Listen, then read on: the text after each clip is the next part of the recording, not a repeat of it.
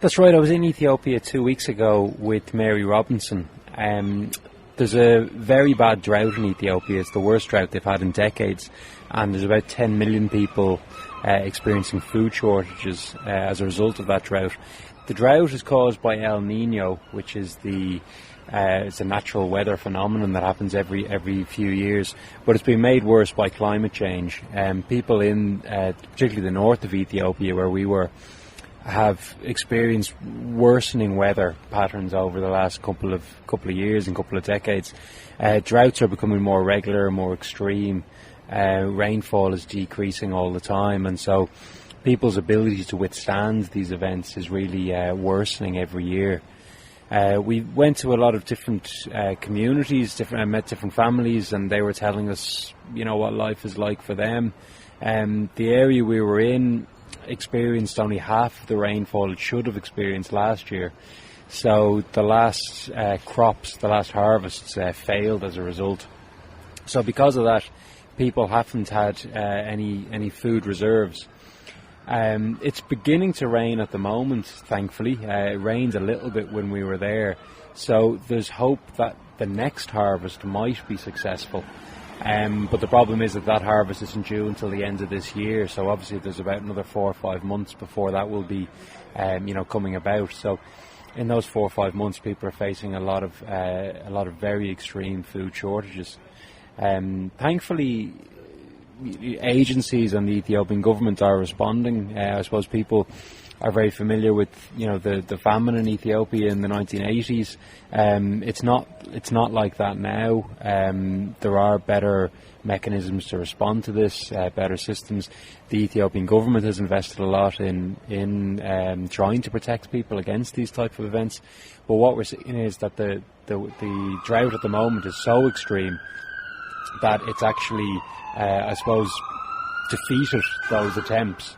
And so the government there need additional aid, which is why they've appealed for the international community, and that's why organisations such as Trócaire are responding and are getting aid to people. We're delivering aid to about 600,000 people in Ethiopia, mostly in the north, very close to the Eritrean border. And so that aid is getting there, but really the need is immense. The drought in total, it doesn't just affect Ethiopia. It's actually more or less a global phenomenon, where particularly the eastern and southern African countries. There's about 60 million people around the world impacted by the current drought. So about 10 million of them are in Ethiopia. But there's also huge numbers in Malawi.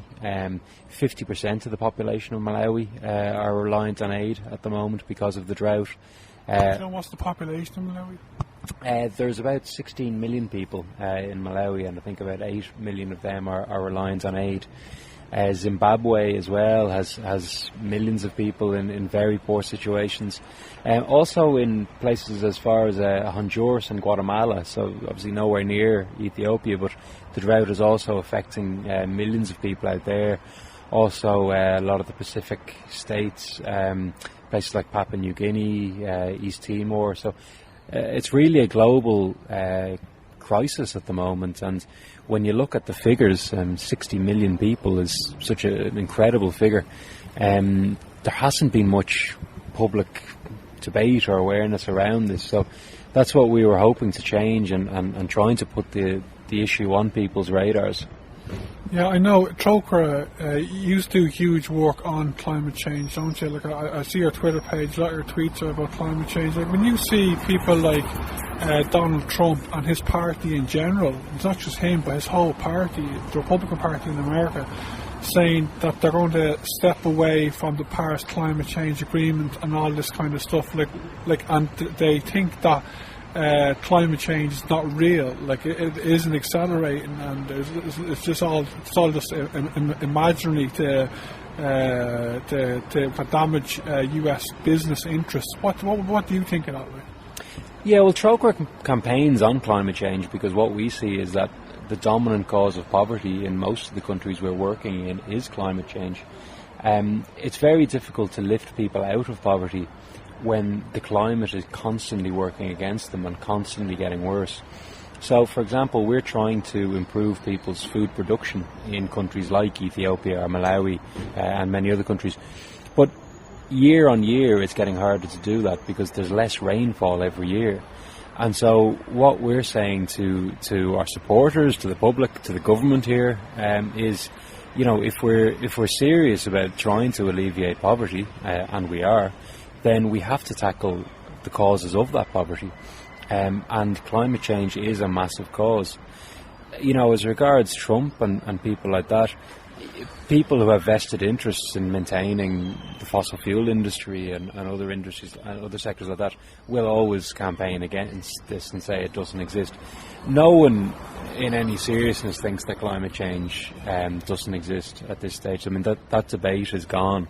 The debate now is about how bad it is going to get. The Paris Agreement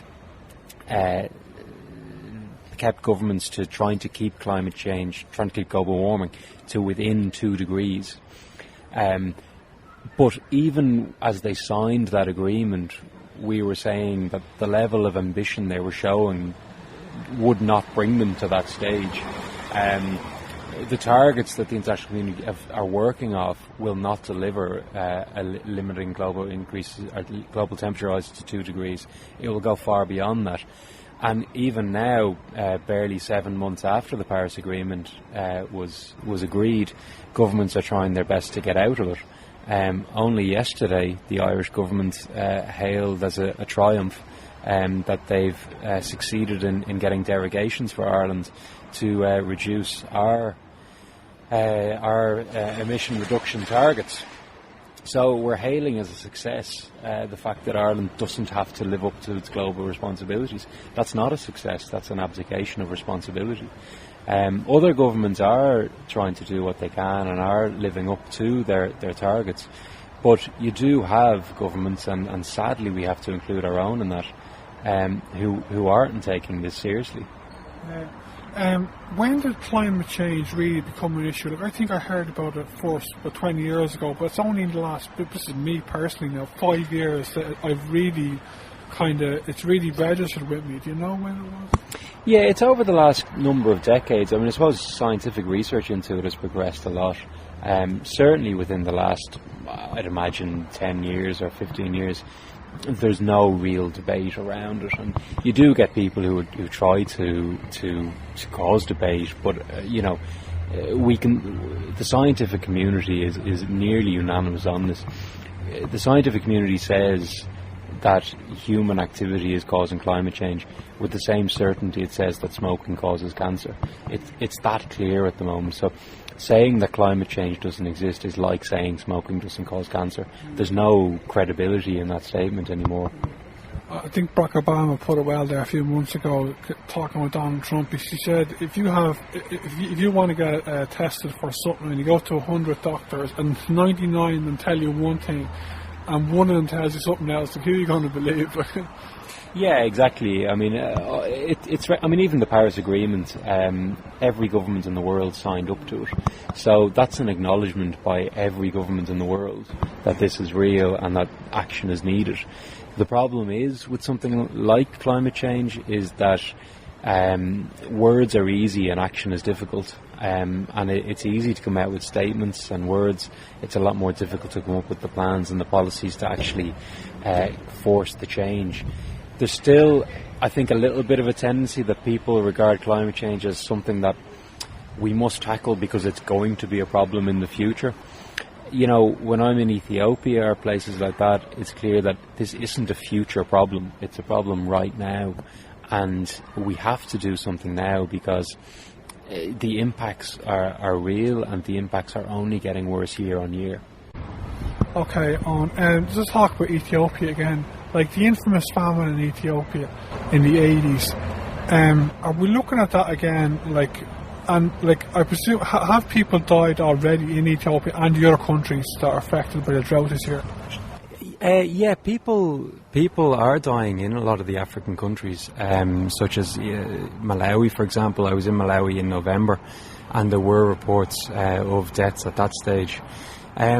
In a lot of the places we were in Ethiopia, there's acute malnutrition, and that's very evident when you look at particularly the children. You can see that they are suffering from malnutrition.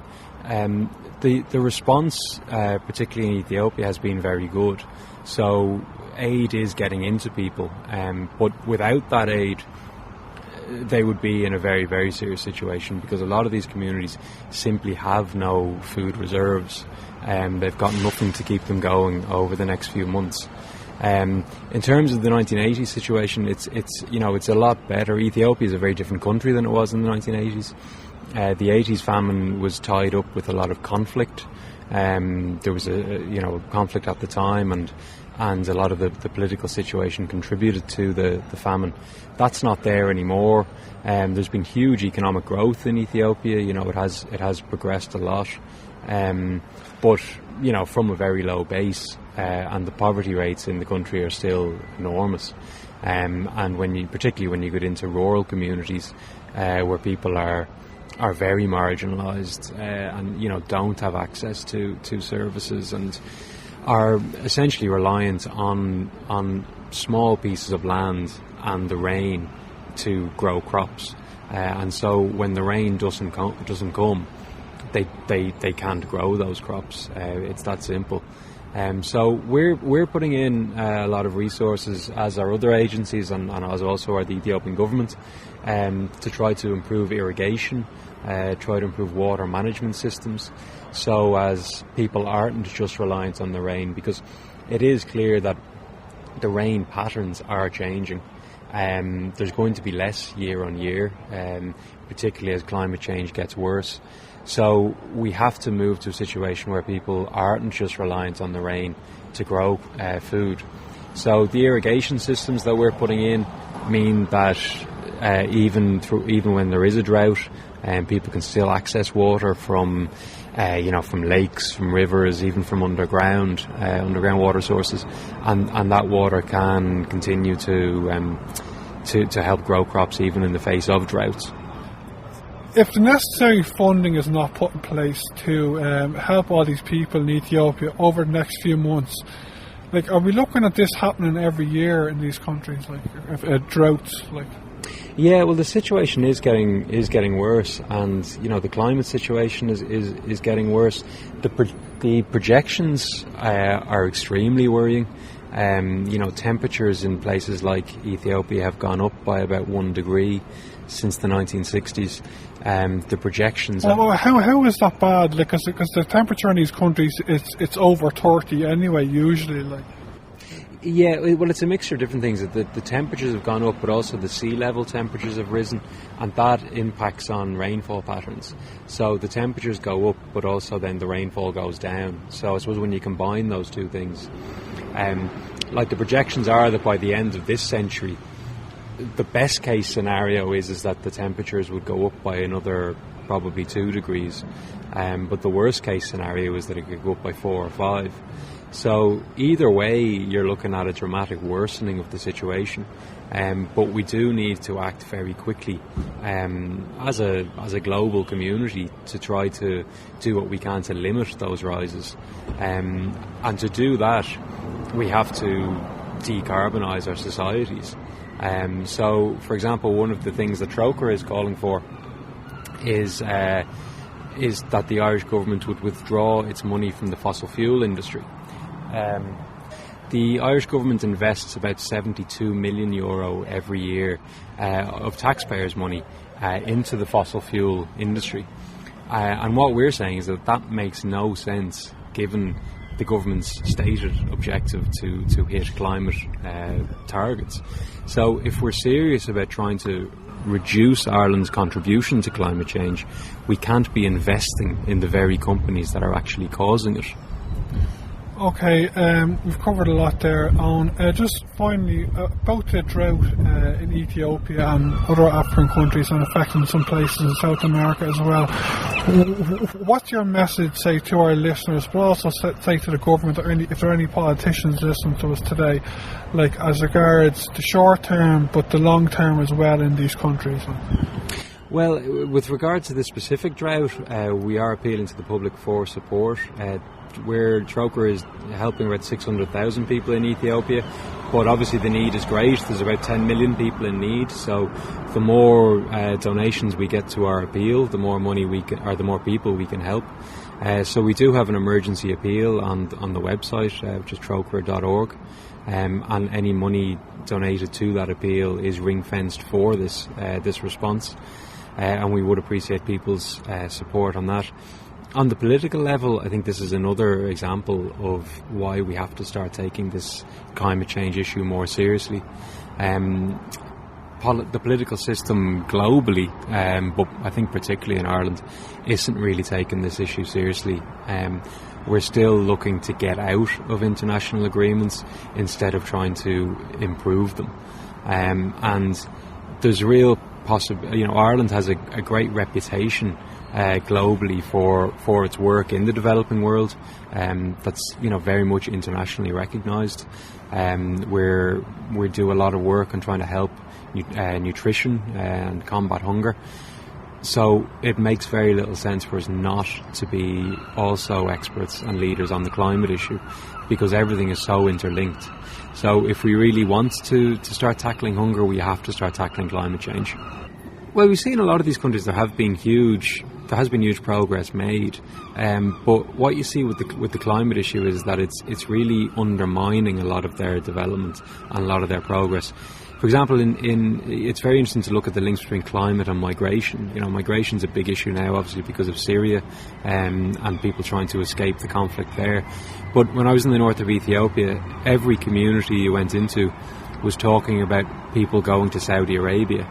And they go through Eritrea, Somalia, Yemen, go through extremely dangerous countries to try to reach Saudi. And unfortunately, when a lot of them reach Saudi, they're not treated particularly well there. They don't earn very much money. But it just showed how climate is really driving migration.